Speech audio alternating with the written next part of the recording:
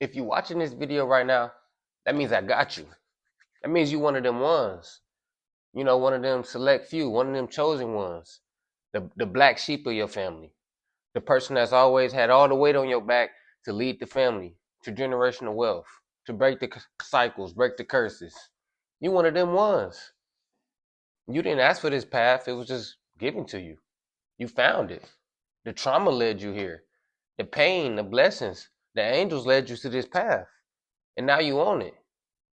And the thing about it, whether you want to call it your spiritual journey or your walk with Christ or your self-improvement journey, whatever you call it, right? That journey that you've been on, it gets easier. I promise you it gets easier. But the only way it gets easier is once you realize what you've been battling right now and the reason why you felt like you hit a plateau. The reason why you felt like you've been grinding so hard, you figured all this stuff out. You learned all this new knowledge. You read all these books, but it's not translating. You're not getting the blessings. You're not getting the manifestation you asking for. It's a reason for that. And that once you break down that reason, which I'm going to tell you in this video, which I call isolation, I excuse me, I call identity inflation, right? Because in the last video we talked about something called transition hesitation. And this video right here directly correlates with that one.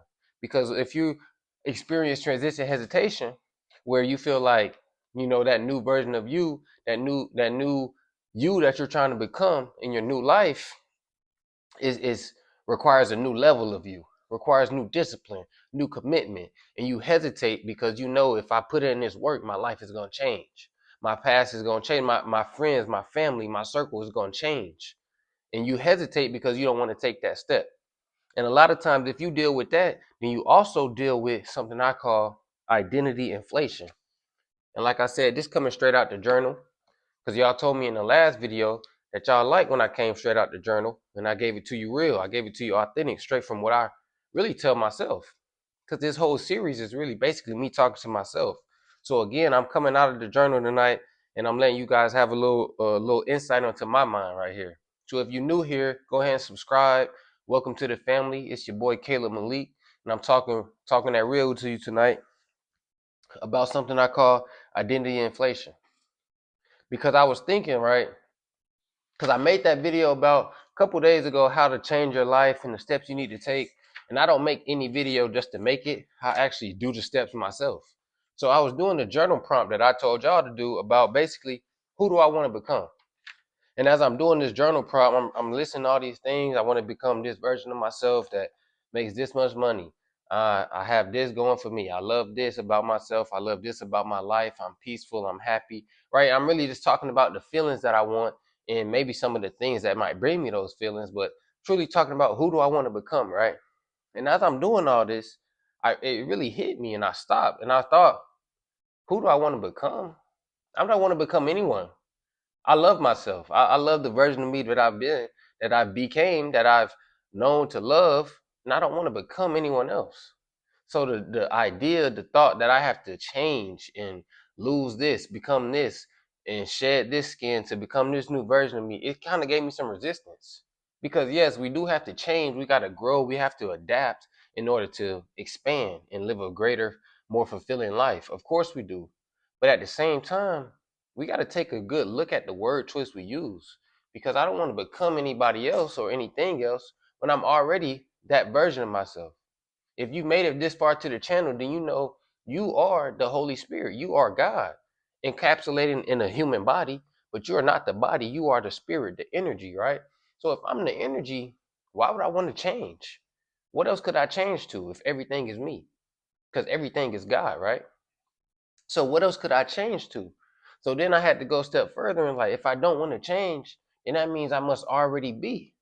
I must already be the version of myself that makes blank amount of money per year. I mean per month. What else did I say? Has this many streams of income, doing this. I get to travel wherever I want. People love to hear my voice. I'm in the best shape of my life. That version of me, I must already be it. Because I don't want to change into anything else because I can't. I am the essence of life. I am God. I am the energy, right? So I don't want to change into anybody else. So then I really had to think, right? So if I don't want to change, then I must be able to collapse that version of myself that I was thinking I had to become and the version of myself that I am. If they're the same, then everything that I have in this life, I already have it now. So on a more, practical level, what does that mean? Well, basically, the human mind does not understand the difference between a real event and a fake event or an imagined event. So if you get into a deep state of relaxation and imagine yourself in a new life, the human mind doesn't distinguish the difference. It doesn't know if this is real or a flashback. It doesn't know if this is something that's happening now, happened before, happened in the future. It doesn't know. But then when you come out of that zone, and you realize, wait a minute, that feeling gave me some dopamine. That imagery gave me a little bit of dopamine, serotonin attached to it, to the fact that the human brain wants to recreate it because your pleasure pathway becomes ignited when you have that visual. So now you want to recreate that in the real world. And then you tune your brain, you tune your frequency by doing that. You tune your frequency by imagining the life that you want to live, not as something that's outside of you, not as something you need to become, but as something that you've already done. So instead of having goals, you have memories, you have flashbacks. You remember your accomplishments in a past tense instead of a future tense that's outside of you. Because once you do that, you realize your reality is just a replay of your thoughts. First word in my journal, your reality is just a replay of your thoughts. Meaning everything that you have, the Bible tells us this, that every day is just a shadow of yesterday. Meaning everything that you have is a product of the thoughts that you had yesterday or the day before, and now they've materialized into your life now. So if you want to change your future, you don't change your future by waiting to become something. You change your future in your mind, in the temple of heaven that is within. You change your future now, and then reality will catch up. Reality will reflect because the reality is a replay of your thoughts. So then you have to realize, if I'm on this spiritual journey and I feel like I've plateaued out, or I'm trying to materialize something and I just keep hitting this wall. I'm trying to get this new relationship and everything I keep getting into is toxic, toxic, toxic. I'm trying to lose this weight, have a new body, and transform myself for my birthday coming up, but I keep falling off in the gym. I keep eating bad. You know what I'm saying? I keep putting the weight back on. I'm trying to become a nicer person, more patient person, but I keep flashing out. I keep crashing out on people. And you keep hitting this wall, even though you've done all this work and all this learning. You have to realize that you don't need to change yourself to become that version of you. You need to realize I am already that version. So the version of me that is patient, the version of me that is financially disciplined, the version of me that is respectful and in a happy relationship, it already exists within me. So I don't need to change myself. I need to realize that if I'm already that, that means I'm already worthy for all that I desire. Because there is no separation between me and the version of me that has my goal realized. There's no separation between the version of you with that car you want or that job you want and the version of you that exists right now. The only separation is that you believe there's a difference. You believe that I don't have the car because I didn't do this yet.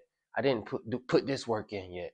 I can't start the business until I have the camera that I need to film this. And you have all these barriers between you and the version of you that already exists. Instead of realizing that if I already exist, if I'm already that, I can just start now. I can start my business, and along the way, I will figure out how to make it a successful business. I can just start it now because I know, if I already know the destination, I don't need to procrastinate about starting. I already know how it's going to end. If I already know I'm going to be successful, why would I wait? Why would I wait to act? But the problem is, a lot of us, we don't already know. We become so spiritual that we look for all these outside sources, these things that give us value. And we look for all these signs. Excuse me, my camera died. We look for all these signs outside of ourselves instead of realizing that the only sign we need is the one that exists within us. We give ourselves the permission to feel the feeling. We don't want anything on this world. We really want the feeling that's attached to it. And all you have to do is give yourself the permission to feel it. Give yourself the permission to feel how you would feel in a happy, successful, blessed relationship. Give yourself the permission to feel the feeling of abundance, the feeling of having all that money that you want. Feel it now. What's stopping you? Because you don't need to change You just need to know that you're already good enough. Meaning you don't need to transition and, oh, okay, I gotta hit the gym this many days and do put in this amount of work, and once I start doing this, I should see some growth. No, expect the growth. Expect the answer. Expect your prayer to be answered. Even the Bible tells you that when you pray, you should expect it. You should expect to receive. Pray expectantly. Pray in thanksgiving already. You know what I'm saying? Because you are the temple of heaven, meaning you control all your blessings. Of course, they come from God, but how do you tap in? You have to tap in with God. That's something that you do within yourself. And you don't need to change. You just need to remember that. You are already qualified. You are already abundant. You already have the job. Everything that you want already exists within you. You're abundant. You eat every day, don't you? You got food on you got a bed to sleep in. That's abundance. That's blessed. You know what I'm saying? You got people to talk to. You got an abundance of friends. You have abundance in every aspect of your life. You have success in every aspect of your life if you really sit there and think about it. In the moment you realize you have success in every aspect, you stop looking for other people or other things to guide you and tell you how to get there. And you start expecting to win. You start realizing that if I remember the win, everything that I'm doing is just taking me on the path to get there. So you need to detach from the outcome of things. What did I say specifically? I said, if you know what the outcome is, then I am not attached to when it shows up, but instead attached to the process of creating a life that welcomes it. Meaning, if I know I'm going to succeed at this YouTube stuff, then I'm not attached to any amount of views, likes, or comments I get or don't get for when I post. I'm attached to the process of making these videos, the process of pouring my passion out into the book and then spilling it into the video. That's what I fall in love with. And then the money, the abundance, that's a byproduct of being who I am. The way to succeed, the way to get any blessing is to make the blessing a byproduct of you being you. Don't change you to get the blessing. Make the blessing come to you. Make the blessing a byproduct. If I become who I say I am, just be consistent. Just record. Sit down, press record, and upload it. If I do that like I know I can, then the money is just a byproduct of me being me. When people see it, I'm not doing it for the money. I'm doing it because I want to serve. I want to build this community. I want to help my people and people who look like me feel like me. So when I do that, people are gonna resonate with it. That energy is gonna hit people. It's gonna be felt, and that's gonna bring me the money. I don't ever have to make a video about money or for money. And then something that I do personally that I know a lot of people might hear it and think it's crazy or think it's like woo woo or something. But me, of course, I believe that you should visualize. You need to meditate, you need to visualize, get into just a dark space. It doesn't have to be a dark room. You could meditate walking down the street. You could listen to your favorite music that you know and love, put it on repeat, and just visualize that way. You know what I'm saying? But I believe visualizing is only half the battle. Because visualizing happens in here, but that's when your eyes are closed. Something that's very powerful to me is what I call mirror work. And I know a lot of people do it as well. You just basically look in the mirror. When's the last time you really, say that man in the mirror? When's the last time you looked at the man in the mirror, just like made eye contact with yourself for like 5 minutes, 10 minutes, 20 minutes?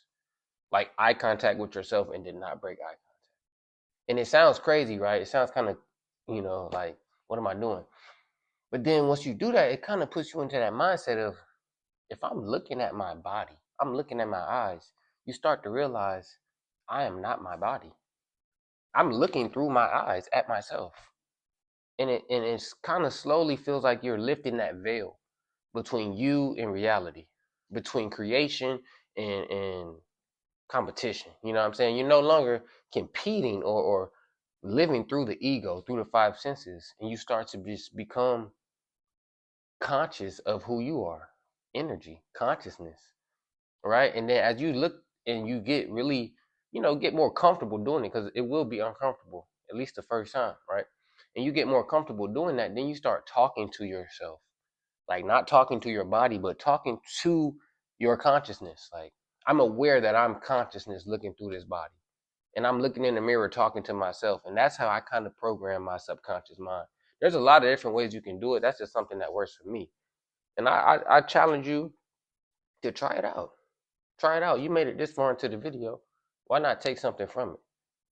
But all in all, whether you try that or not, it doesn't matter. What really matters is that you consciously and subconsciously believe that you are worthy. You are abundant enough. You are happy enough. You are accomplished and qualified enough to live the life that you want. You don't have to change. The change will just come as you start to live through that version of you. But realize you are already you. There's nothing that needs to happen. You just need to remember.